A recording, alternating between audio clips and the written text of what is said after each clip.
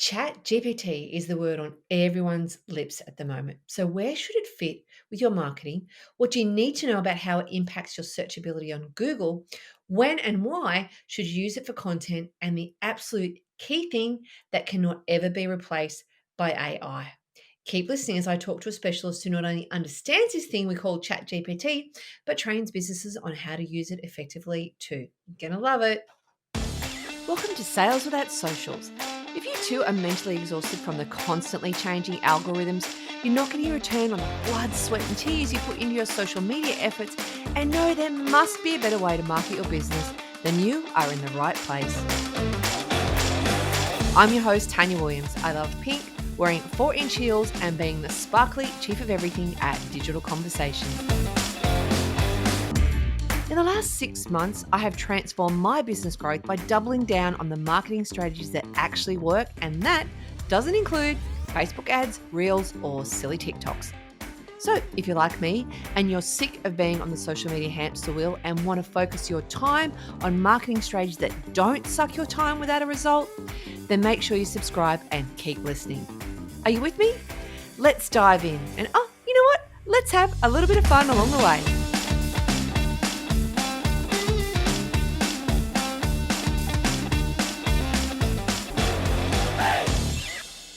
Hello everyone, it is Tanya Williams here, Chief of Everything at Digital Conversations, and I'm back with another episode of the Sales Without Socials podcast. And I have another fantastic guest today.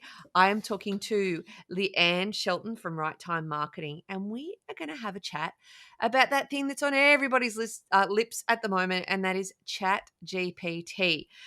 Welcome, Leanne. Thank you, Tanya. Good to be here.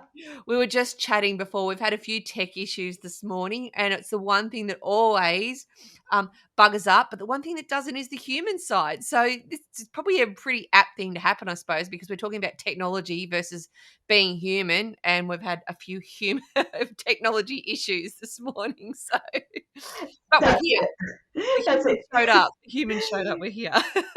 Yeah, 100%. Great segue. Yeah, we definitely need humans for all the tech stuff. So, Leanne, would you like to introduce yourself a lot better than what I have and give people a bit of context and share a bit of your background so they know who you are and what you're about? Sure. All right. So I'm calling myself a human copywriter. So I've had my business, Right Time Marketing, so predominantly, copywriting, content marketing, kind of interchangeable, for almost 9 years. And basically, I started off with just me. I've grown into a bit of an agency. I have a team of subcontractors all over the country. Most have their own copywriting business themselves, so that's very high quality. And so I've been doing the copywriting since then. And then about 5 years ago, my dad's a teacher, actually, a retired teacher. So apple doesn't fall far from the tree. I love doing the training side. So about 5 years ago, I started doing training in the content marketing space, from everything from like podcasting, LinkedIn, webinars, content strategy, blogging, and absolutely loved it. So what I've recently become is a ChatGPT trainer. That's kind of a new hat that I'm wearing, because ultimately I saw this massive gap in the market. I did have a little freak out at the beginning of the year. Work kind of slowed down. I think a lot of people had a freak out and were like, what does this mean? It's actually halfway decent. But yeah, I realized though the whole world can't instantly become a copywriter. It's just a tool. They don't know what they don't know, and it's the whole garbage in, garbage out. Just use a couple of phrases here. Because if you don't know what you're doing, you don't then know how to create quality content. So I thought there's this gap here. So many IT geeks out there going, oh yeah, here's some cool prompts, but no one's looking at actually like the output enough because they don't get it. So I'm here to kind of go, all right, I'll be your advisor and coach. This is how you can use it effectively if you are going to use it. This is its limitations, and this is where you definitely still need the human input. And I reckon, copywriters are still definitely needed. And it's maybe even people realize how important we are when they keep creating crappy content from this tool and go, oh, okay, I need help now. So we'll see what happens. It's interesting. I've had a couple of clients say to me, oh, because I will write some blog copy for my clients and stuff as well. And they go, "Oh, I've just got this thing on GPT, a chat that I've done on chat. I'll shoot it over to you." And it's just like, "Oh, okay."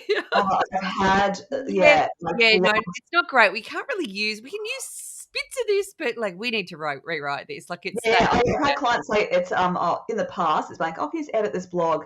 And I know that they've had a crack, but now, and I'm becoming very savvy when it's actually ChatGPT Yeah, content without it being touched, and so, because it's quite often a lot of repetition. That's just one of the little things. So I'm like, now they've started sending me obviously ChatGPT generated stuff, and it's just such a painful thing to edit because. Just got to kind of rewrite whole chunks of it so it actually sounds decent. yeah. Yeah. Anyway, Okay, so, I mean, it's everywhere, right? Everyone's talking about ChatGPT. It's on everyone's lips. Some people think it's gonna take over the world and take all our jobs, which we know is not the case. Um, and it's, I think people are now going, "Well, this is a tool that we can use as part of our marketing mix," in particular things for, like, content and perhaps SEO. And I really like to dumb this stuff down as well, because we've got busy business owners who don't understand a lot of this stuff. I'm not a tech person either. I hate anything too techy and overcomplicated. Why should we be using Chat GPT to start with? So as a tool, why should we consider even using it? well, it's look, I say to people, it's a fantastic starting point. Yeah. So I know a lot of people get look, even writers, we get writer's block, right? Yeah. So when you're looking at that white screen of death and you're like, the ideas just aren't flowing. I mean, I've used AI tools like Writer Mhm. before. Yep. It's a great starting point. Yep. So if you kind of know roughly what you want to say, you just plug in some stuff and it can give you a great draft. It's obviously though knowing what to put in there. So I mean, initially when I started playing around with it, I had no idea what I was doing. And I'm like, oh, just write me a blog on this. And then I'm cursing and going, oh, there's no headings, subheadings. It's very this and that. It doesn't sound like me. Not realizing, oh yeah, there's this whole thing called a writing prompt, and you can Yeah. have a conversation with it. So it can be really great, and also it can come up with ideas for you too if you are Yeah. stuck with ideas. So if it is for your blog writing ideas, or just marketing strategy ideas, or even you can use it to understand your audience better. It's a great tool for that. So you can plug in. I'm trying to write something to this audience. Can you please explain what their typical pain points could be? And then Yep. it kind of gives you an idea. Then you write to that. Or I have no idea. Give me 10 blog ideas around this topic, and then it might springboard some. Sometimes it's really crappy what it gives you, but Yeah. hey, it may spark an idea that then takes you on the next step. Absolutely. So I'm the same way. Yeah. Yeah, it's just it's a starting point, isn't it? It's like, let me just exactly, I'm struggling with this, or where do I start? Let's just chuck something in there. And yeah, you can see that it's obviously, computer generated a lot of the time, but it's like, oh, there's some good words in there. I can pick that out. I can pull this out. I can put those three things together to make something that makes sense. Like, it is a really good place to start. Um, so how do people use it? So, we've got this thing, you open it up and there's search bar there. How do people start with, as you said, garbage in, garbage out? I think you mentioned before, like it's only as good as what you're putting into it as well, in terms of what's going to come out of it. What should they start with? Where do they, like, what does that look like? yeah, so two really big things. I mean, there's a few different things you put in, but knowing your tone of voice is actually a massive one, especially if you want it to sound like you and not flat and robotic or overly professional, and that's not you. Yep. So even if you just play around, go, oh, like I say, I'm bubbly and conversational, and I think I've done some techniques to find out I'm also probably informal and casual or whatever. But Yep. think of some words that would describe your tone. Maybe you've already done a brand strategy thing Yep. before and you kind of have an idea of that, but definitely put that in. Go in this tone of voice, Yep. right? And then you have to obviously say what you want it to write. So I want a 700-word blog article aimed at, and then you need to know your audience. So small business owners who are struggling, who are stressed, but they want you to help them with XYZ, or busy mums or whatever it is, and more as be as specific as you can, because it's going to be the message that it spits out Hmm. will be closer to the mark than if you're really vague. So Is there a this character is limit? Like, is there a limit on how many words or characters you can put into that search? there's like a 3,000 token Oh, wow. limit. Yeah. So this is what I've started saying to people. You can actually paste other documents into it, Yeah. copy and paste. And it's actually probably better if you, for example, want to write an article, Mhm. rather than relying on all its data, which is only up until September 2021, by the way. So it's like Right, okay. almost 2 years behind. Yeah. It's just going to grab stuff, but you don't know where it's come from, what the quality is. Yeah. So I recommend doing what you would have done in the past. You're writing an article, you do some research. Yep. So find a few other articles that have some great stuff. Then you can copy and paste it into ChatGPT. So say, all right, I want you to, in this tone of voice, I want you to write this article. Please use the following 3 materials. Yep. I will paste them, one after the other. Please say go ahead when you're ready for the next one. And then you paste those in and then say, okay, now can you write that article using only those like bits of material? Yep. And so then firstly, you know where the source Yep. is reliable. You can also then reference it. Two, it means that the quality is going to be there and you know it's aligned with you. But you obviously then tinker with it further.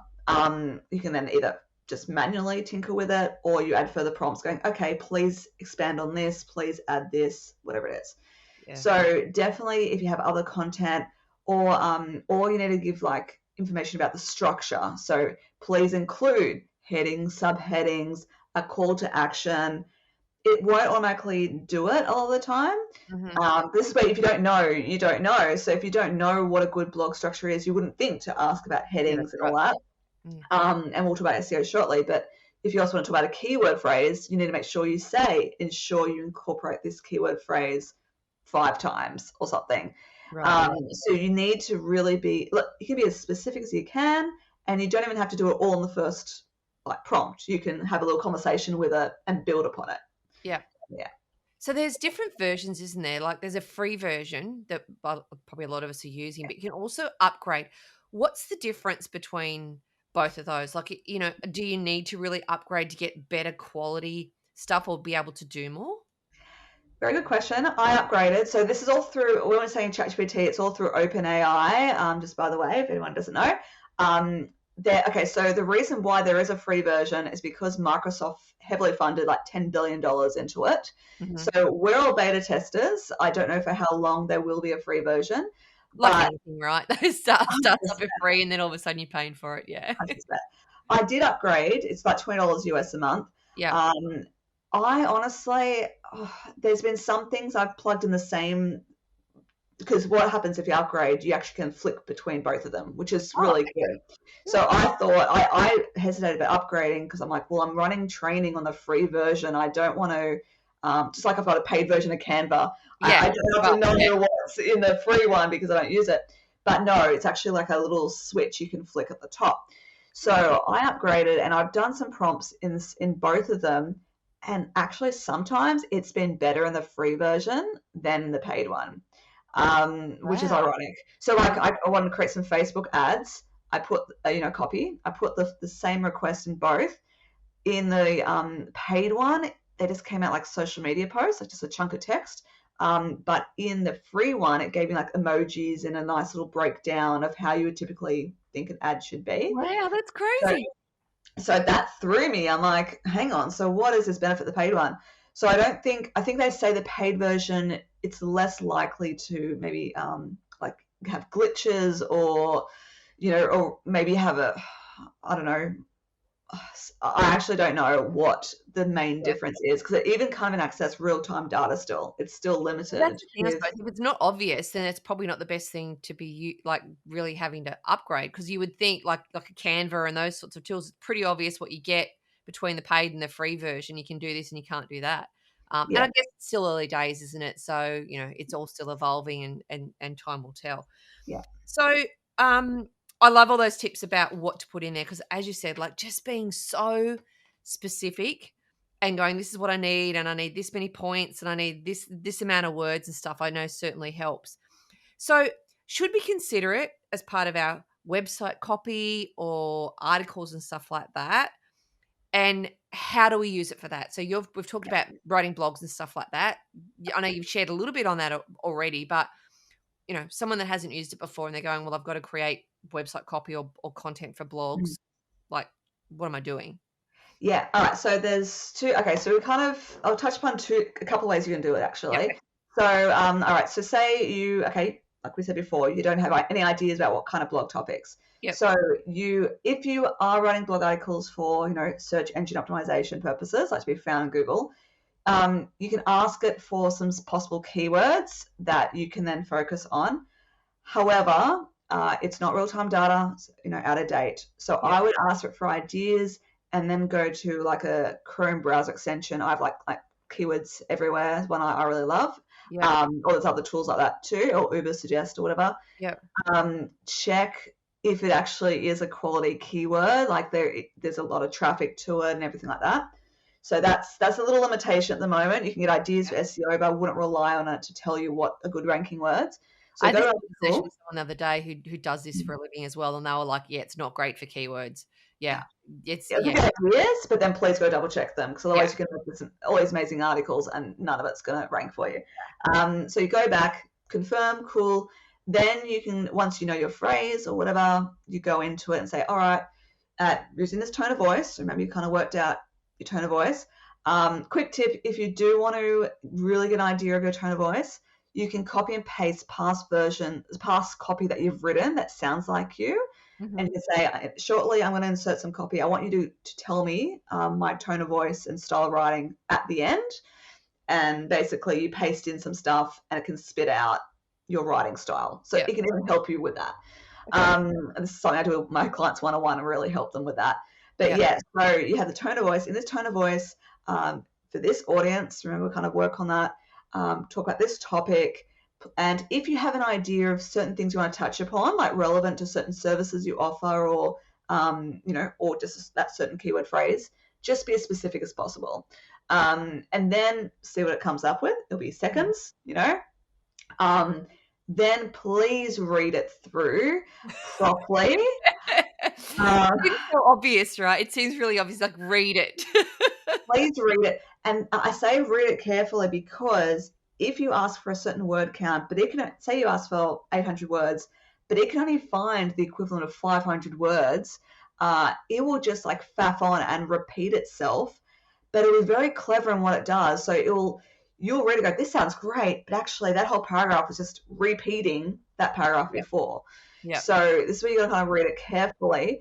And then what I recommend is either, you can ask it to, please add this, please add that, or you manually add stuff, but definitely add some human to it. So, human experience. Oh, yeah. Like if there's a story that you can refer to, if there's a testimonial that relates to a certain point from a client, anything like that. Statistics, it can't give you statistics because, like I said, can't access real-time data. Yep. So if you want to, expand on something by adding in some statistics, go do that. Yep. So massage it and make sure that are good. So make sure there's headings that have your keywords in it. There's dot points. It's also white space. It's not all too. I'm still trying to suss out the dot point query, because I'll say please include dot points where necessary. Sometimes it just occasionally includes dot points. Sometimes the whole paragraph is full of dot points, so I haven't sussed that one out yet. But dot points are great just for skimming it. Make sure you have a good, call to action, what to do next, download your freebie, book a call, whatever. And then just make sure you do some massaging with it. Please just don't accept the first draft. Absolutely.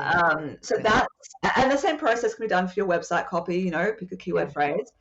There is another technique as well, which is if you are better at saying things and you do want it to use your knowledge, you can actually record yourself on like Zoom or whatever, record it, get a transcript, and then upload the transcript into Chat GPT and ask it to create that blog website copy using your transcript only. I need to tell it a couple of times only, because it keeps wanting to go, off its little tangent and finding stuff. But I've used that. I've done that for my own clients, Yeah. and it's actually very effective I wouldn't too. have thought So of that, uploading a transcript. yeah, That's pretty clever. yeah. So So how yeah. does Google interpret chat content? Like, because we're taking it's obviously we're pulling all this stuff from online, and then we're feeding it back to the same place. So I wonder how that. I don't know if that's something that but I wonder how that impacts Google search, because if we're taking it and then putting it back, like it's That's been a question a lot of people wondering, because it's a yeah. whole, there is some plagiarism, copyright to the whole thing, right? Because Yeah, because if it you're pulling doesn't, my content and then you're putting it back as your own, like it's not giving you any original content. So yeah, it is grabbing it. That's what I'm saying. If you can do your own research, or if you do a transcript or do your own thing, yeah, um, that's, yeah, it's going to be, I'm really starting to push people towards uploading your own stuff to it, rather than just relying on whatever its sources. But it will be, if you put into a plagiarism tool, it'll probably come up as non-plagiarized, because it'll change it enough that it won't be seen as plagiarized. yeah. And obviously, if And you it's had probably your, come from multiple sources as well, so when you put that in and mix it all up, it's yeah. yeah, yeah. So that's where I might definitely bring in the human to it. Definitely add your own perspective on things. Yeah, and even, yeah, I'll check the tone of voice. That will make it unique as well. Yeah. So yes, so I'm just saying it's great as a starting point, but I know so many people go, yeah, that sounds halfway decent, and they're busy and they're just like, that's good enough. But I just want to put this warning out to those that just go, who are going to do that. I'm already, as a copywriter, becoming savvy to what ChatGPT content looks like. Yeah. I'm kind of seeing, like, say, for example, each paragraph will start with the same words, Yep. or Americanized spelling, like the Yep. Z's and the color is spelled wrong, which is a pet hate of mine. You're based in Australia and you're writing to an Australian audience, they're going to see that. Yeah. So if you are not checking it and it's got Americanized spelling, it's repetition, it's bland, people are going to start seeing that that's ChatGPT copy, and that will affect your brand. That will affect your reputation, Yep. because people will see you're not putting the effort in. And yeah, so you're going to lose points if you don't put that effort in. So just Yeah. wanted that word of warning, where just like we become blind to Facebook ads, Google ads, we're going to start becoming blind to ChatGPT content, and that's going to affect people. So Yeah. yeah. And look, I love that fact of obviously adding the human element, but using things like statistics, testimonials, case studies, stories, like the stuff that's your expertise that you're sharing. This is how I've actually done it, or this client's done it, or whatever. Makes perfect sense, because then that is that right nice segue between the text of like, this is how you do it, but this is how to actually apply it in real life and how it's worked for me, sort of thing. So those things I think are pretty simple to do, and obviously we have access to all that because it's our own IP, our own stories and stuff. So It's still, look, love it's that. still going to be a massive time-saving tool for getting you started. Absolutely. I just don't want people to think, oh, look, I can suddenly write all these articles in 5 minutes. Yeah, it's going to need a lot more than that. But it'll still, like when I did this for, a client experiment, it still took time, but half the time. Yeah. Um, but I just want, yeah, people to be wary that it's not like, oh, that's so awesome. I can, or if you've got virtual, assistants or something, go, I can fire everyone because you could just do this now. Yeah. You will No. still need to put in that effort. And I think that's where I'm like coming in going, this is an ambassador for making sure you're using it properly. It's just a tool. It's still just a tool. Absolutely. Yeah. And it's still in early stages as well. Like it's going to develop, and now that there's all these other AI tools that are all out there, and you can use this one for video, and this one for this, and this one for that, and they're all great, and they're all tools as well, and they're all still being developed. So I think they're only going to get better over time. But it's how you use them, like any tool, like a keyword research tool, or a Canva, like a graphic design tool, like Canva. Like they're a tool to use, like to take you to the next point or another level. I I think, think just on that quickly, there are so many out there. Don't get yourself overwhelmed and go do all the things, because then you'll lose focus on what's actually important. So yeah, if you can find a tool that can really assist you in what you're already doing, great. But there's some really cool tools like like creating a virtual avatar, and it can then say your presentation. but it's still very robotic and it's not actually going to serve you. So just be wary of playing with all the things. Just go, all right, need help with content? Great, Chat GPT. Need help with visuals? Okay, great, Mid-Journey, or that's our page. There's some free versions like Adobe Firefly and stuff. But just don't go down the rabbit hole playing around all the stuff, because they're meant to be time saving and supporting you, and it can actually do the opposite if you're not careful. True. So let's talk top 3 practical tips. So we've probably covered, a few already, but as takeaways. So if someone's listening to this and going, okay, awesome, I'm now going to go and have a play with it. What are the top 3 things that they should focus on or be aware of?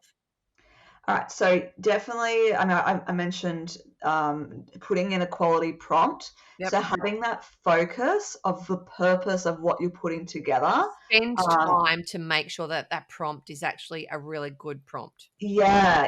And so it's just understanding, like, if you don't know what you're looking for, you're after, this is where you need support from someone, potentially like a copywriter, because there is like psychology behind a lot of writing, and if it is, you are trying to convert clients, So put that time into that prompt, put that time into knowing your tone of voice, the audience, still doing your research, into putting that in. So that's probably, 1. 2, it's definitely knowing its limitations. So, recognize it is only up until like 2 years ago, the data. It's, if you really want to, have a real juicy piece of content, then do your research, add your human element, be wary of the Americanized spelling, the repetition, all of that. I guess, the third one is just, like I said earlier, it's always just a first draft. Don't just accept whatever it spits out first go. It may sound good, but just think, what value is this giving my audience? And it is always very surface level content when you read it. Because quite often you say, oh, can you flesh out this paragraph 200 words? It will just repeat itself. So it's like just thinking about your audience, go, all right, what are they going to get from this? Why? Because ultimately this is a marketing, piece of tool that's going to hopefully lead to a sale. So you want to give them, if it's especially a free piece of content, so much value that they're like, wow, I want to invest now in this business. So if you just have surface level stuff, and look, I admit there's a lot of SEO agencies that claim they do content writing. It's really poorly written a lot of the case. They're just focused on the keyword phrase and not actually giving value. And the article doesn't make sense. It's like it doesn't. It's all about keyword. You're like, this doesn't even read properly. 100%. I'm trying to help a client currently with their content strategy, like repurpose all their blogs they've already done through an SEO agency, and I'm like, team building Sydney, and I'm like, no one would say that naturally in a sentence. It's so obvious as an SEO thing. This whole keyword stuffing comes into, but you make sure that it's the humans are going to relate to the content. So don't just focus on just this bit. Oh, it's content. Look at me. I've now written all this stuff. If it doesn't land properly, then it's completely like a lost opportunity. So waste of time, isn't it? Waste of time. Just like, well, it hasn't achieved anything at the end of the day. Yeah, correct. Yeah, love it. They're all awesome takeaways for people. Thank you so much, Leanne. Like, I'm sure we could keep chatting about this like for hours. It's a conversation that keeps coming up, as you would know, over and over and over and over again. And how do we use it? And it's just like, oh my God, like, it's not going to take over the world. It's not going to take your job. You can't use it for everything. It's a starting point. And I think that's really important to reiterate that. And I loved what you said about garbage in, garbage out. I think that's a great phrase, because exactly it's all about what input you're putting in to get something that's, a little bit usable, isn't it? That you can edit and massage to make it workable for you. But it's relying on you. And so don't be afraid to, I'm always polite. The human element, right? It's relying on the human element. Yeah, I'm always polite because, when robots take over one day, they'll remember that I would say please and thank you. But, like, just say if it's wrong, like, no, could you please rewrite this in this way? Like, don't be afraid of those follow-up prompts. treat it like a conversation. It wants to please you, like it wants to provide what you want. So you can kind of think of it as potentially either a student or an offshore, virtual assistant who wants to. There is some language barrier there, so you have to really explain exactly what you want. Or someone like a student who's really green, like really don't just assume it knows everything because it's not there yet. Yeah, definitely not. Oh my God, so much to unpack. Thank you so much for sharing your expertise on this topic. I know that people are going to get a lot out of this because I definitely have. There's a couple of things that I picked up that went, oh, I hadn't thought of actually putting a document in there or doing this or doing that. So thank you for your time and thank you for being part of the Sales Without Socials podcast. Thank you for having me.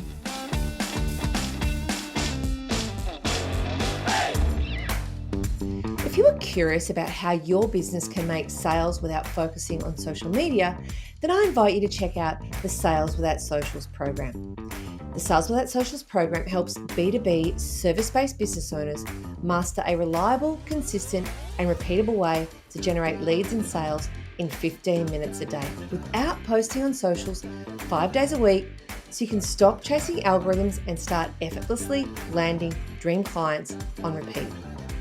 If you are mentally exhausted by the constant changes, sick of trying to beat the unbeatable algorithms, and know there must be a better way to market your business that takes much less time but gets you better results, then I promise you'll love this program. You'll find it at saleswithoutsocials.com.au. And if you enjoyed this episode, I'd really love it if you can subscribe and leave a review, because more subscribers and reviews help the podcast reach more people, and I would be truly grateful. Thank you for being awesome. And until next time, you tune in. Never let anyone dull your marketing sparkle.